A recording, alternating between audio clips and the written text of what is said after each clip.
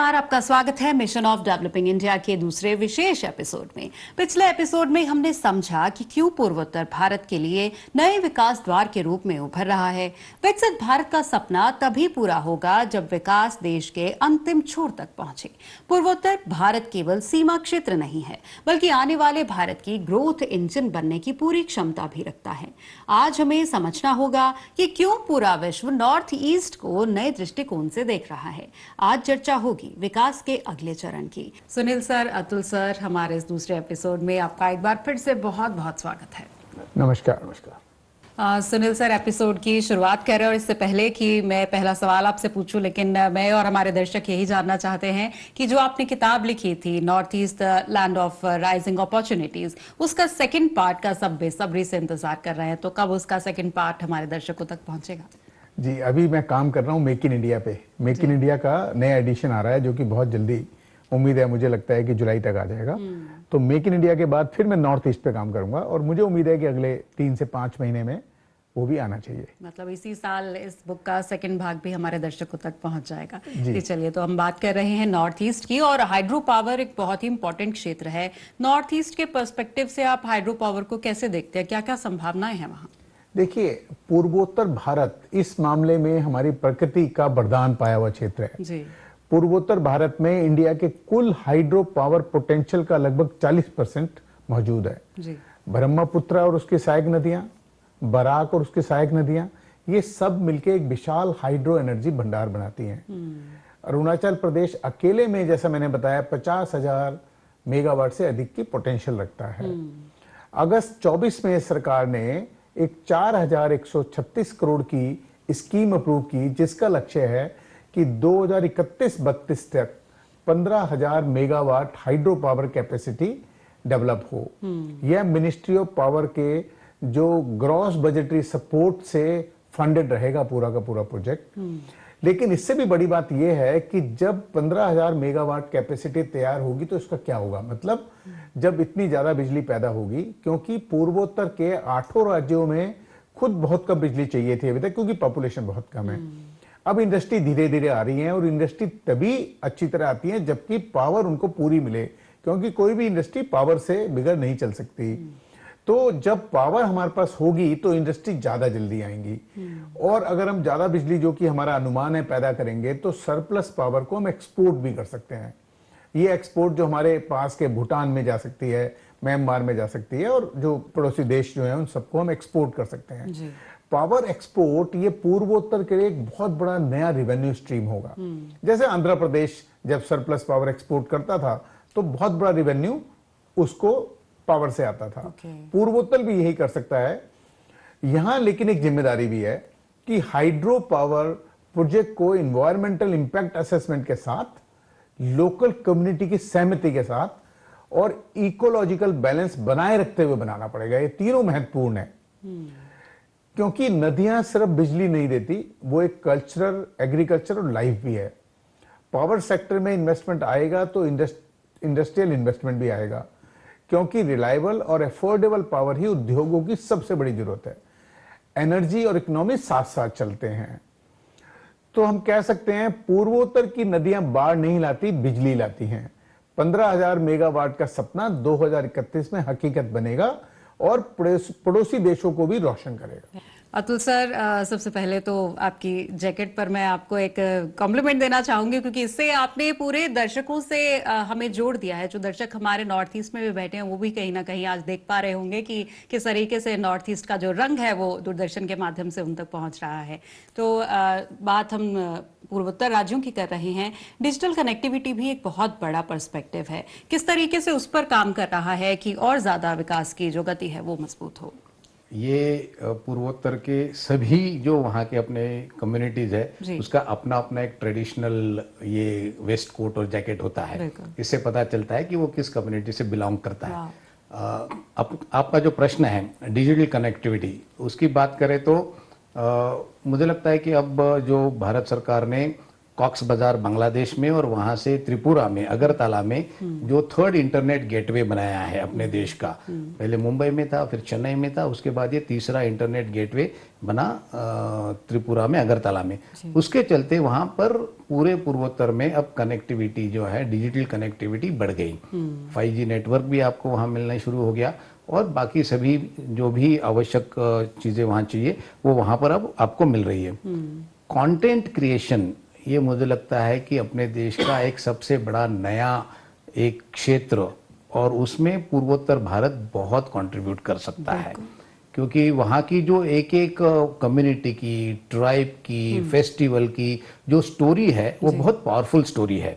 तो digital connectivity से न केवल वहाँ के लोगों को सुविधा मिलेगी बल्कि एक रेवेन्यू का नया एक गेटवे पूरा खुल रहा है नॉर्थ ईस्ट के यंगस्टर्स के लिए।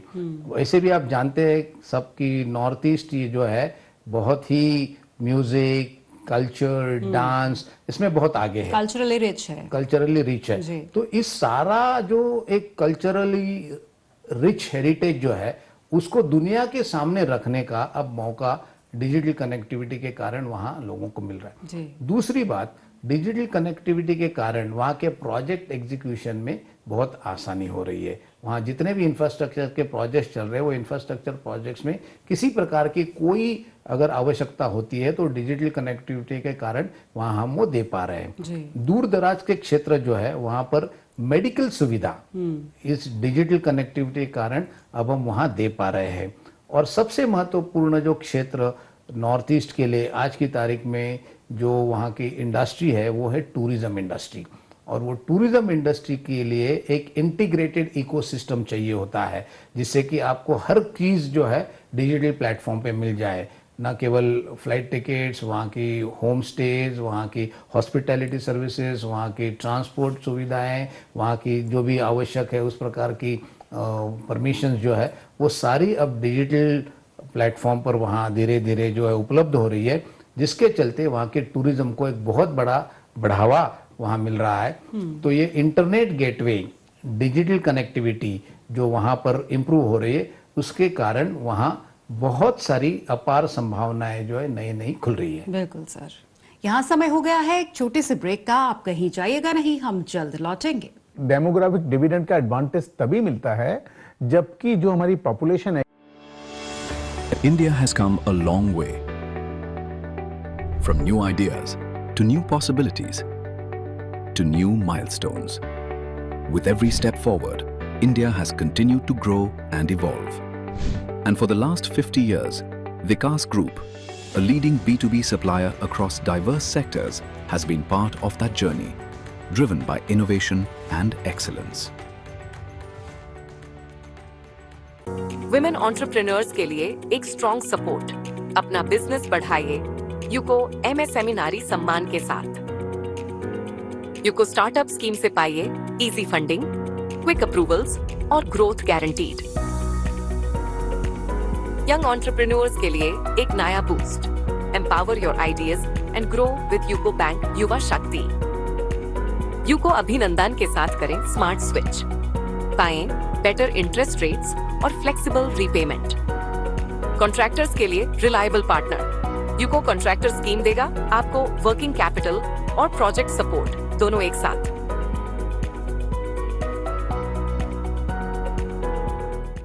स्वागत है आपका मिशन ऑफ डेवलपिंग इंडिया में।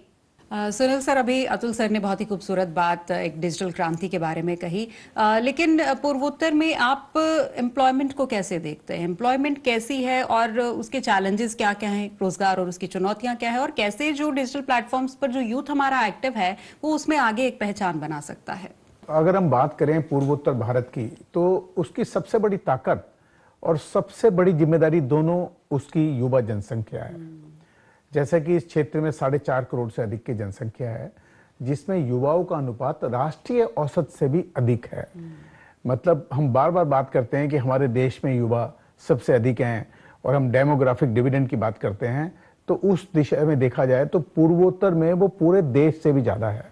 लेकिन डेमोग्राफिक डिविडेंड का एडवांटेज तभी मिलता है जबकि जो हमारी पॉपुलेशन है, यंग पॉपुलेशन, उसके हम स्किल्ड बनाएं और उन्हें कोई ना कोई एम्प्लॉयबल स्किल सिखाई जाए जिससे कि वो किसी न किसी तरीके से इकोनॉमिक एक्टिविटी में पार्टिसिपेट करके अपने राज्यों को, अपने आप को और अपने देश को आगे बढ़ा सकें। अगर हम पूर्वोत्तर राज्यों में औद्योगिक रोजगार की बात करें तो अभी कुल 12 लाख है। तो इससे पता लगता है कि इस क्षेत्र में जनसंख्या का अनुपात में बहुत कम लोग अभी इंडस्ट्रियलाइजेशन में नौकरी करते हैं। तो इसका मतलब संभावनाएं बहुत बढ़िया हैं। जो हम प्लानिंग कर रहे हैं कि राष्ट्रीय इंडस्ट्रियल आउटपुट जो करीब करीब 850 बिलियन है, राष्ट्रीय औद्योगिक उत्पादन का कुल 2% है। तो ये बहुत बड़ा गैप है। इससे हमारे को दोनों संभावनाएं बढ़ जाती हैं। यहाँ इंडस्ट्री लगने की भी बढ़ जाती है क्योंकि अनटैप्ड है, और एम्प्लॉयमेंट तो मिलेगा ही मिलेगा। तो दोनों में आपको मिलेगा। और अब आप देख रहे हैं कि बहुत बड़ा बदलाव आ रहा है। भी हमने जिक्र किया कि बहुत बड़ा प्लांट टाटा का सेमीकंडक्टर का आ रहा है। इसके अलावा बहुत सारे और जो अभी हमने बात की थी एडवांटेज असम की, कि टू में बहुत सारे लोगों ने कमिटमेंट किया और बहुत सारे आगे प्रोजेक्ट चल रहे हैं। तो उन सब से रोजगार बढ़ेगा और मिलेगा। अब मैं टूरिज्म की बात करूं तो टूरिज्म में पूर्वोत्तर डोमेस्टिक टूरिस्ट विजिट बहुत कम है, 0.43% है, जिसको बढ़ के हम 4 से 5% बनाना चाहते हैं। अगर हमने इसको बढ़ा लिया तो गाइड, हॉस्पिटलिटी, ट्रांसपोर्ट, हैंडीक्राफ्ट जैसे क्षेत्रों में लाखों स्थानीय रोजगार पैदा हो जाएंगे। और स्किल डेवलपमेंट पर अगर हम विशेष ध्यान देना होगा, अगर उस पर हम ध्यान देंगे तो डिजिटल टैलेंट की जो कमी है वो उस कारण कई बार आईटी और आईटीएस कंपनी सोचती हैं कि मैं वहां लगाऊं जहां डिजिटल टैलेंट बहुत ज्यादा हो। लेकिन जब यूथ वहां सबसे ज्यादा है और नेशनल स्किल डेवलपमेंट मिशन है हमारे पास, स्किल इंडिया के तहत बहुत सारे टारगेटेड प्रोग्राम है, और उन सबको पूर्वोत्तर राज्य में तेजी से बढ़ाना होगा, जिससे कि वो सब के पास स्किल सेट आ सके और वो सब आईटी और आईटी कंपनी भी पहुंचे, क्योंकि वहां पे एम्प्लॉय करने के लिए उन्हें अच्छे टैलेंट मिलेगा जिसके पास की पूरा टैलेंट और स्किल सेट होगा। और एक बहुत बड़ा अवसर और आज सामने आया है जिसे हम बोलते हैं content creation. Digital economy, YouTube, Instagram, podcast और डिजिटल स्टोरी टेलिंग एक बहुत बड़ा एक ऑप्शन है, जिसे कि अगर इन सब प्लेटफॉर्म के माध्यम से डिजिटल स्टोरी टेलिंग जिसे हम बोलते हैं, पूर्वोत्तर के युवाएं अपनी प्रतिभा, संस्कृति, संगीत जैसे आप अभी बात कर रही थी, पर्यटन और हस्तशिल्प और उद्यमिता को पूरी दुनिया तक पहुंचा सकते हैं। बिल्कुल। लेकिन इसके साथ एक उनकी बहुत बड़ी जिम्मेदारी भी आती है कि हर कंटेंट क्रिएशन एक इन्फ्लुएंशियल नहीं बल्कि पूर्वोत्तर की कल्चर एम्बेसडर के रूप में भी अपने आप को माने। जो भी कंटेंट क्रिएट कर रहा है वो ये ना सोचे इन्फ्लुएंसर बनना है, मुझे अपने लोग बढ़ाने हैं तो मैं कुछ भी डालूंगा। उसे ये भी मानना है कि वो पूर्वोत्तर का एक कल्चरल एम्बेसडर भी है। जब वो ये मानना लगेगा तो उसका कंटेंट अच्छा होगा। जो ये कंटेंट है इससे इस क्षेत्र की वास्तविक पहचान, समृद्ध विरासत, विविधता और सकारात्मक छवि को पूरी दुनिया के सामने वो प्रस्तुत कर सकते हैं। यदि युवा अपनी क्रिएटिविटी को ऑथेंटिसिटी और रिस्पॉन्सिबिलिटी के साथ जोड़ दें तो डिजिटल प्लेटफॉर्म केवल व्यक्तिगत सफलता का माध्यम नहीं है, बल्कि पूरे पूर्वोत्तर के आर्थिक, सांस्कृतिक और पर्यटन विकास का भी शक्तिशाली इंजन बन सकता है। 2047 में पूर्वोत्तर का युवा प्रतिभाशाली है, महत्वाकांक्षी है, बस जरूरत है उसे एक सही मंच की। और आज ये मंच उसे उद्योगों में नहीं बल्कि डिजिटल दुनिया में भी तैयार हो रहा है, जिसका वो उपयोग करके आगे बढ़ सकता है। अतुल सर, आपके अकॉर्डिंग नॉर्थ ईस्ट की सबसे बड़ी स्ट्रेंथ क्या है जो कि आने वाले टाइम में इंडिया का ग्रोथ इंजन नॉर्थ ईस्ट को बना सकती है? पूर्वोत्तर का हर व्यक्ति जो है वो हर व्यक्ति जो है एक परफॉर्मेटिव कैरेक्टर अपने साथ लेके आता है जी। और वो परफॉर्मेटिव कैरेक्टर आपको दिखाई देता है खेलों में, आपको दिखाई देता है संगीत में, आपको दिखाई देता है हॉस्पिटैलिटी सेक्टर में, आपको दिखाई देता है फूड प्रोसेसिंग में, आपको दिखाई देता है उसके एडवेंचर में। तो ये सबसे बड़ी स्ट्रेंथ है पूर्वोत्तर की कि वो परफॉर्मेटिव कैरेक्टर को अपने साथ लेकर आता है। और इसके चलते वहां पर अब जो है नई नई चीजें आपको दिखाई देंगी। छोटी छोटी चीजें मैं आपको बताता हूँ। क्वीन पाइनएप्पल त्रिपुरा का जो है वो एक जमाने में कलकत्ता के बाजार में मिलता था, आज वो जर्मनी पहुंच गया है। किवी अरुणाचल प्रदेश का हमारा जो जीरो वैली है, जो म्यूजिक के लिए भी बहुत प्रसिद्ध है, वो जीरो वैली का किवी हो या दिरांग वैली का किवी हो, ये ऑर्गेनिक किवी है। आज इससे कई सारे और उत्पादन बन रहे हैं। अगरवुड देश में हम अगरबत्ती सब लोग यूज़ करते हैं। ये अगरबत्ती में और दुनिया भर में भी जो एक खुशबू रहती है, वो जो एसेंस होता है, वो आता है अगरवुड से। ये अगरवुड देश में अगर कहीं आपको मिलता है तो वो केवल असम और त्रिपुरा के कुछ जिलों में आपको मिलता है। आप आगे बढ़िए, उस प्रकार के देश की लगभग 500 से ज़्यादा ऑर्किड की वैरायटी आपको पूर्वोत्तर भारत में मिलेंगी। इस प्रकार की जो सारी वहाँ की जो साधन संपत्ति है, जो भी नैसर्गिक वहाँ आपको मिलता है, वो सारा मुझे लगता है कि पूर्वोत्तर की स्ट्रेंथ है। और इसी पर चलकर आगे पूर्वोत्तर जो है देश के आर्थिक प्रगति में कंट्रीब्यूट करेगा। ऐसे हर चीज को आप वहाँ लीजिए, हमारे मुक्केबाज देखिए, हमारे फुटबॉलर्स देखिए, ये कहाँ से आ रहे हैं? ये सारे वहीं से आ रहे हैं। तो मुझे लगता है कि ये पूर्वोत्तर भारत की सबसे बड़ी ताकत है कि वहाँ पर हर प्रकार की आपको जो है कौशल, हर प्रकार की स्किल आपको मिलेगी। आवश्यकता है तो जिसका जिक्र अभी हुआ कि उनको प्लेटफॉर्म देने की आवश्यकता है, उनको उस प्रकार से मौका मिलने की। वो मौका मिलते ही परफॉर्म करेंगे और ये उन्होंने आज तक करके दिखाया है। तो मुझे लगता है कि ये पूर्वोत्तर भारत का सबसे बड़ा जो है स्ट्रॉन्ग पॉइंट है और ये हम आगे चलकर इसको लेकर काम करना चाहते हैं। दर्शकों, यहाँ रुकेंगे एक और छोटे से ब्रेक के लिए। आप कहीं जाइएगा नहीं, हम जल्द लौटेंगे। ये सारा प्रोसेस जो चल रहा है उसमें वहाँ के स्थानीय युवा का रोल बहुत बड़ा है और इसीलिए हम लोगों ने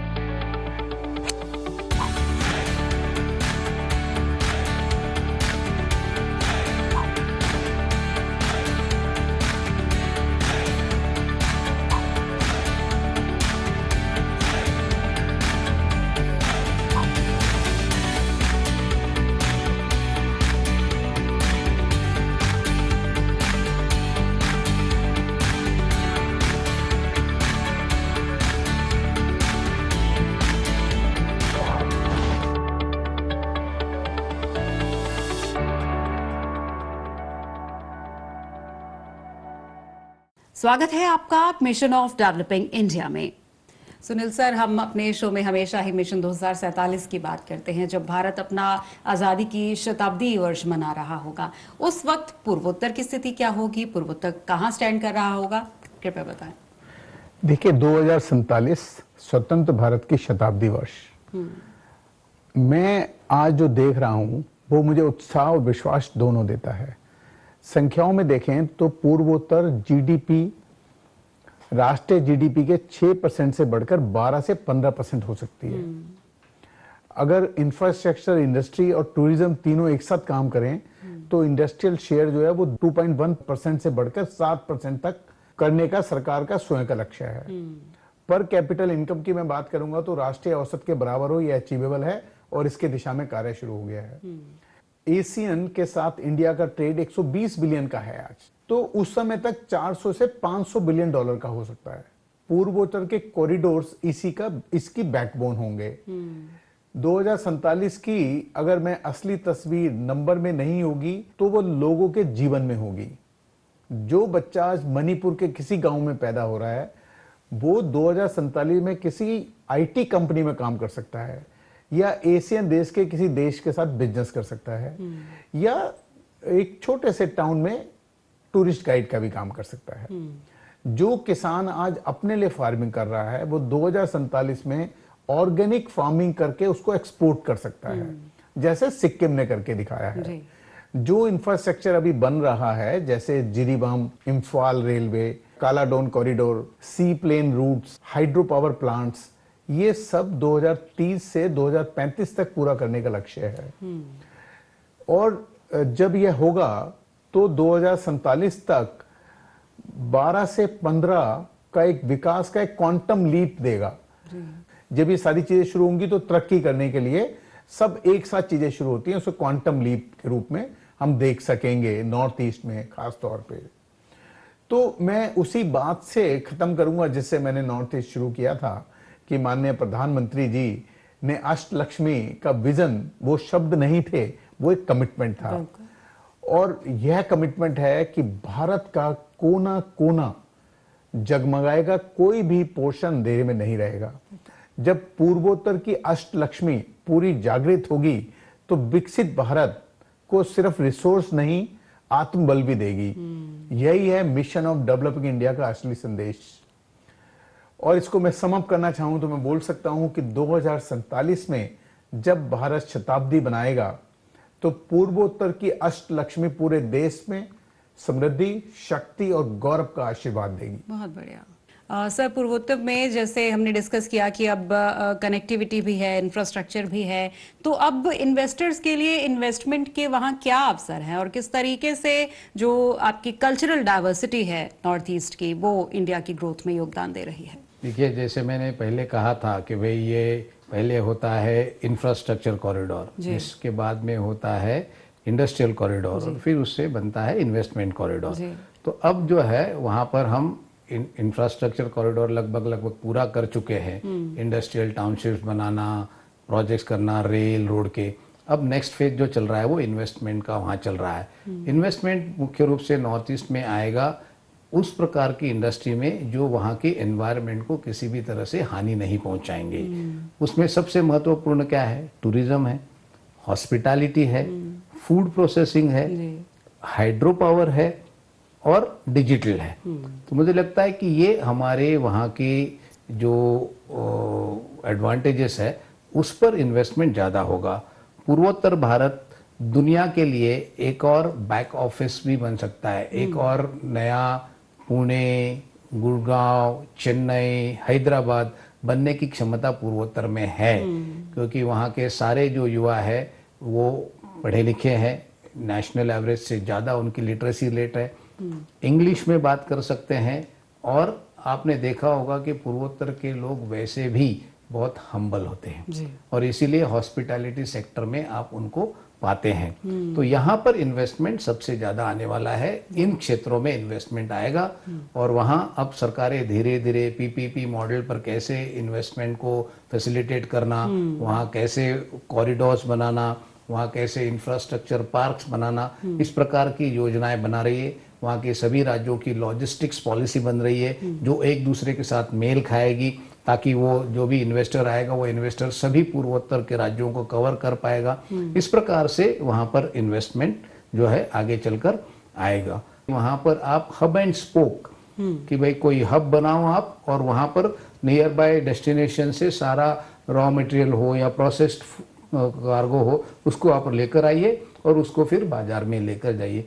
तो मुझे लगता है कि इस प्रकार की इंडस्ट्री में वहाँ पर इन्वेस्टमेंट होने वाला है और ये सारा प्रोसेस जो चल रहा है उसमें वहाँ के स्थानीय युवा का रोल बहुत बड़ा है और इसीलिए हम लोगों ने उनको एक दृष्टि से मोटिवेट करना, उनको इस प्रकार से ready to accept these new opportunities इस प्रकार से तैयार करना, इसके लिए वहाँ पर हम लोगों ने एक नया प्लेटफॉर्म बनाया है। ये सेक्शन 8 इनिशिएटिव है वहाँ के युवाओं का, जिसको हमने अमेजिंग नमस्ते फाउंडेशन ऐसे नाम दिया है। ये जो नमस्ते है, ये नमस्ते वहाँ के सभी 8 राज्यों के जो नाम है उसके फर्स्ट लेटर्स है।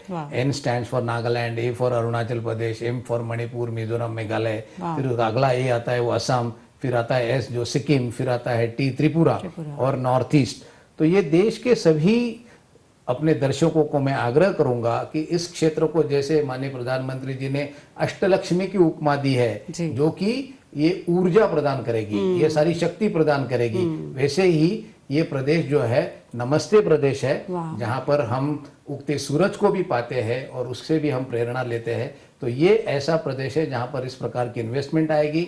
आपको ये जानकर भी खुशी होगी कि मणिपुर के हमारे जो युवा नौजवान हैं वो क्रूज इंडस्ट्री में, हॉस्पिटैलिटी इंडस्ट्री में, चाहे वो होटल हो, चाहे वो एयरलाइन हो, इसमें आज सबसे मुझे लगता है कि बेस्ट परफॉर्मिंग क्रू के नाते ऑलरेडी रिकॉग्नाइज्ड है, आइडेंटिफाइड है और दुनिया भर में उन्होंने अपना परचम ले रहा है। तो ये क्षेत्र है जहां पर आगे इस प्रकार की निवेश की संभावनाएं है। और अब समय हो गया है हमारे गेस्ट की तरफ से आप लोगों के लिए एक महत्वपूर्ण मैसेज का। सुनील जी, हमारे सारे दर्शक इस पूरे सेगमेंट का बहुत बेसब्री से इंतजार करते हैं, जबकि आपके बहुमूल्य शब्द उन तक पहुंचे, तो एक मैसेज मैं चाहती हूँ दर्शकों तक आप जरूर दें। जी सिमरन, मैं बोलना चाहूंगा, जैसे अतुल जी ने जिक्र किया कि डॉक्टर कलाम का, और डॉक्टर कलाम ने सबको पता है पूरे देश को एक नई दिशा दी थी जी। और जब उनकी अंतिम समय आया, जो कि हमारे देश के लिए दुर्भाग्यपूर्ण है, तो वो उस समय पढ़ा रहे थे बच्चों को, और आईआईएम के बच्चों को, शिलोंग के बच्चों को पढ़ा रहे थे। तो वो भी एक संदेश दे के गए कि आप अपना पैशन कभी ना छोड़ें जी। तो मैं यही संदेश देना चाहूंगा युवाओं को कि आप अपना पैशन कभी ना छोड़ें, उसको आर्थिक गतिविधि में कन्वर्ट करें और आखिर तक उसे जिए। बिल्कुल।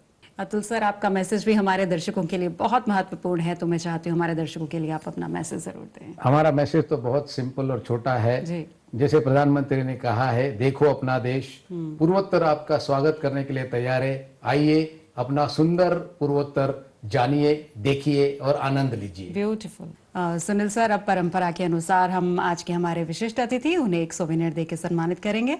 जी सुनील सर, अतुल जी, आपका बहुत बहुत धन्यवाद। आप आज हमारे इस एपिसोड में आए और इतनी इंपॉर्टेंट डिस्कशन नॉर्थ ईस्ट के बारे में आपने हमारे साथ की और लोगों तक ऐसे कुछ पहलू पहुंचाए जिनकी शायद उन्हें जानकारी नहीं थी। आप दोनों का हमारे शो में आने के लिए बहुत बहुत धन्यवाद। धन्यवाद। भारत का विकास तभी पूर्ण होगा जब अष्टलक्ष्मी की शक्ति पूरी तरह से जागृत होगी। पूर्वोत्तर हमारे राष्ट्र की सुरक्षा, संस्कृति, अर्थव्यवस्था और भविष्य चारों का आधार है।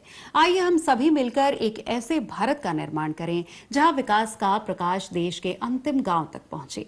आज की इस सार्थक चर्चा के लिए आदरणीय सुनील कुमार गुप्ता जी और हमारे विशिष्ट अतिथि श्री अतुल कुलकर्णी जी का बहुत बहुत धन्यवाद।